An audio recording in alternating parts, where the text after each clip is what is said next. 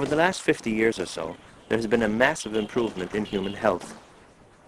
Life expectancy has increased virtually everywhere. A tremendous increase in the number of drugs, vaccines, and other medicines produced for human use has been a major reason for the advancements. At some point in our lives, we all need medicines of some shape or form. In general, all medicines we have access to have been carefully and rigorously tested to ensure their safety and efficacy. Yet, in addition to ensuring that all medicines are both safe and effective, it is essential to protect human health by ensuring that the products we are taking or administering are actually what they are supposed to be. If this is not done, medicines may kill rather than cure. Ensuring that a drug or vaccine is manufactured properly so that it's safe and reliable and in the correct formulation helps to minimize the risk to our well-being, including some risks that cannot be covered in the testing and registration processes and procedures. We need to be assured that quality and reliability at all stages in the production process is of acceptable and reliable standard. If it is not, our health and maybe our lives are at risk. Good manufacturing practice is the name given to a fundamental component of an overall interdependent process of quality management, a process which must be applied to any pharmaceutical product that is used to improve or safeguard human health.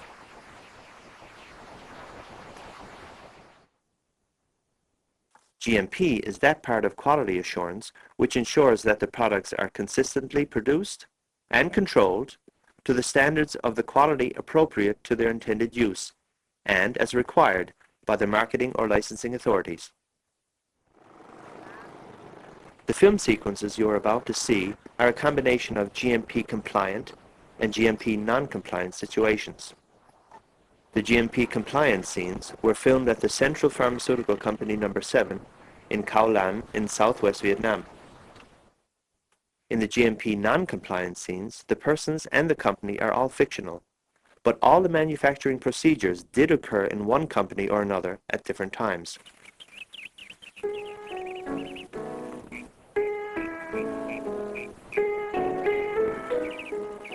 This is Susan, age 7.5. Her dreams and plans reach beyond time and space to worlds clearly visible only to her. If things were equal, odds are she would find her way. But things are not. Susan has nephrosis. Her physician has started her on a modification of hydrocortisone. We will call this fictitious drug steroid 47. Steroid 47 is a life-sustaining drug.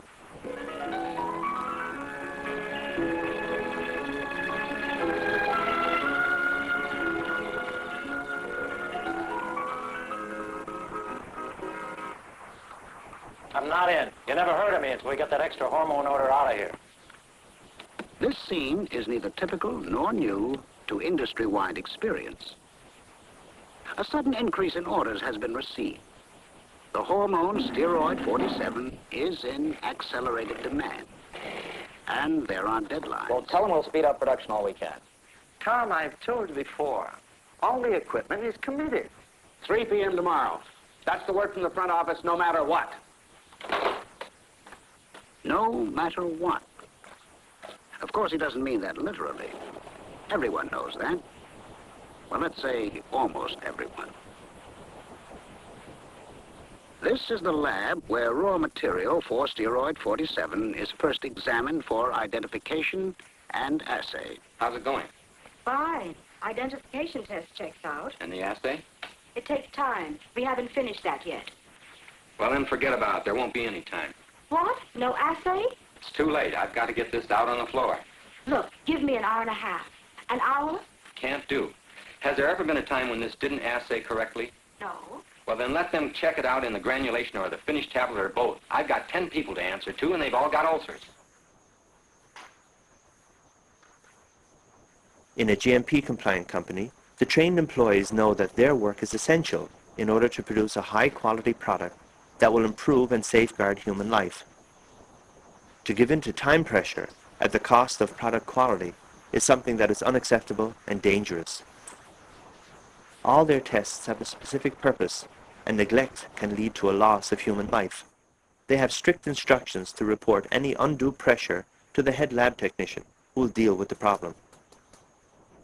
Laboratories or facilities to allow testing of the quality of the various materials used or produced in the manufacturing process should be isolated from the production areas. They should have sufficient space to avoid mix-ups or cross-contamination. There should be adequate and suitable storage space for equipment and samples, reference standards, and records. These standards of high quality can be found throughout the company. For instance, in the warehouse, trained employees make sure that there is sufficient space to allow proper storage of all materials. It is standard GMP practice that all incoming materials be checked and labeled and registered with the company's own labeling system. Special storage areas are also available for storing quarantined or recalled products or restricted dangerous drugs. A well-organized warehouse allows for quick location of goods and minimizes chances for mistakes.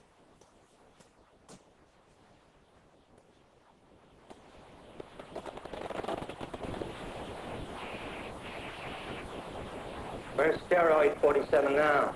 Faint mix. Where? Over there across number 4.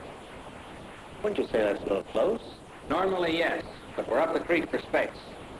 We didn't count on doing this today. What's in for? Diethylstilbestrol. I know. Contamination. Cross-contamination. So what about it? Well, you're looking at it. The exhaust's up full. You've screened it. I don't know what else we can do unless we cancel the order. That's not too bad.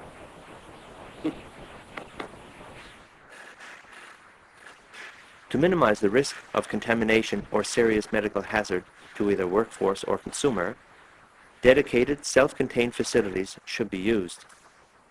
This is essential where particular pharmaceutical products, such as highly sensitizing agents or live biological agents, are being produced.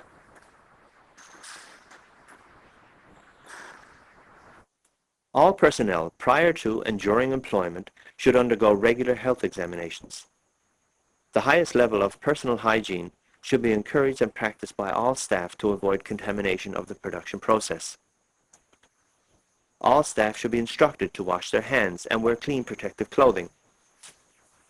Used clothing, if to be reused, should be stored in separate closed containers until properly laundered and, if necessary, disinfected or sterilized. Special protective wear such as gloves, earplugs, and face masks must be worn in designated areas. All persons entering the production area, irrespective of their status or position, should be required to follow the strict hygiene regulations.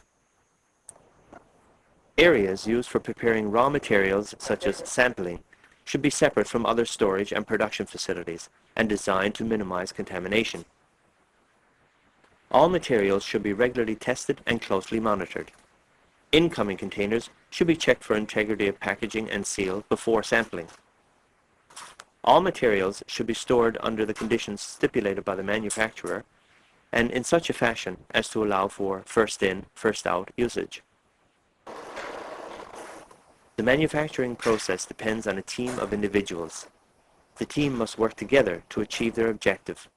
There must be sufficient qualified, trained, and experienced personnel at all levels to ensure all tasks for which the manufacturer is responsible to be carried out according to the validated and proven instructions. This is most important during documentation and in-process sampling. Only by following these strict regulations can product quality be guaranteed.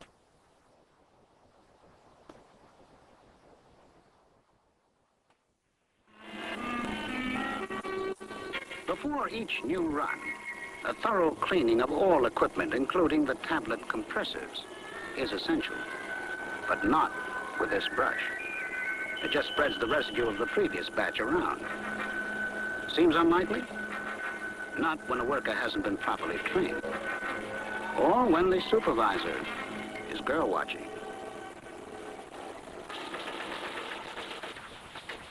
And so a batch of steroid 47 tablets is being stamped out on equipment that still shows the traces of the previous run. After every run, equipment is labeled as used and may not be used again until it has been cleaned. The layout and design of the equipment must aim to minimize the risk of errors and allow effective cleaning and maintenance to be carried out on a regular basis in order to avoid any adverse effects on the product or its constituents. Washing and cleaning equipment should be selected and employed in such a fashion as to not be a source of contamination. After cleaning, equipment must be inspected by a trained and authorized employee. The equipment and all its components must undergo an intensive examination. Only after this procedure has been carried out may the required paperwork be completed and the equipment released for reuse.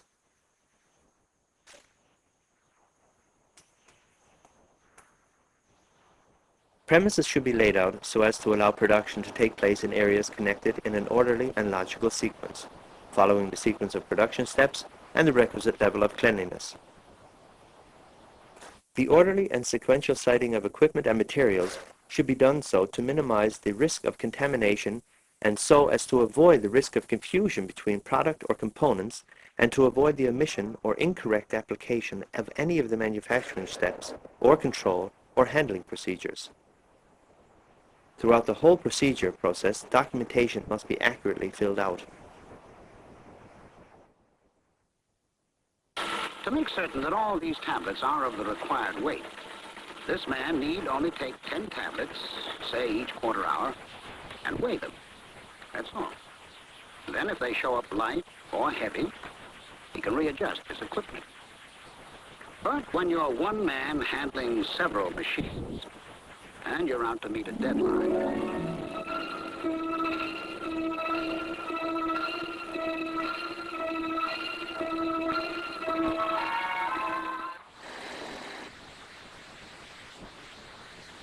each trained employee assigned to a specific piece of equipment is responsible not only to ensure that the equipment is functioning, but also to assure that the product meets set standards.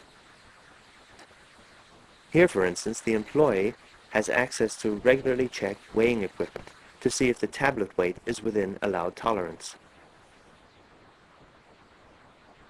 But this is only one step in product control.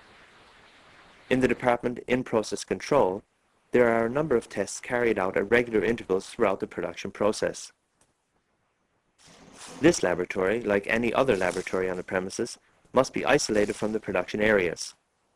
The tests carried out here allow for adjustments to equipment and mixtures during the production process, if necessary.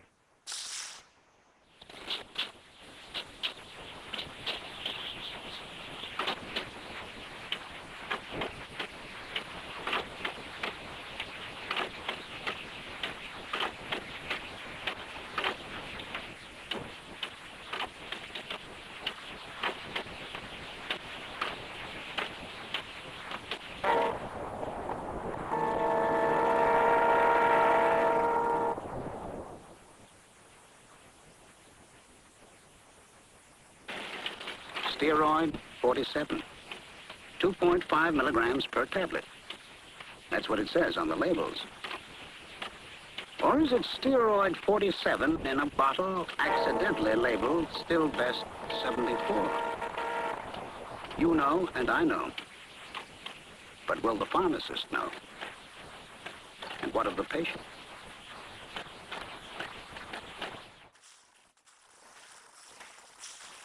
Packaging areas should be laid out as to avoid mix-ups and cross-contamination. Packaging materials should be checked immediately on delivery for quantity, correct identity, and conformity with packaging instructions. They should be stored in a secure area to avoid unauthorized access. Each batch of printed materials should be assigned a distinct identity code or mark. Roll labels are easier to use and safer than cut labels. Final products should be held in quarantine until released for use by the individual responsible. A batch of steroid 47, under strength and probably contaminated, Some underweight, some overweight tablets, some mislabeled, all potentially dangerous. The byproduct of ineffective and sometimes non-existent controls. Lot number 3423. We are recalling the entire lot. Please discontinue dispensing and send your stock back to our warehouse. You will, of course, receive full credit. It concerns our products. After a product has been produced and labeled, all the documentation produced throughout the entire process is gathered at one location and checked and sorted. If and only if everything checks out, does this documentation reach the desk of the head of production. It is his responsibility to recheck the paperwork and give final clearance for distribution. Only now can the goods in quarantine receive the final clearance sticker, which allows them to be moved into the warehouse to await distribution.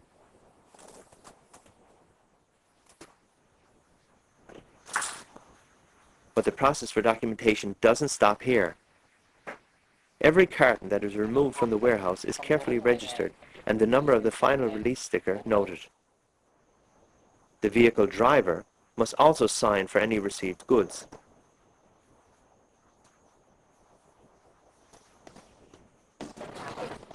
GMP is a system that guarantees quality control through all aspects of drug and vaccine production.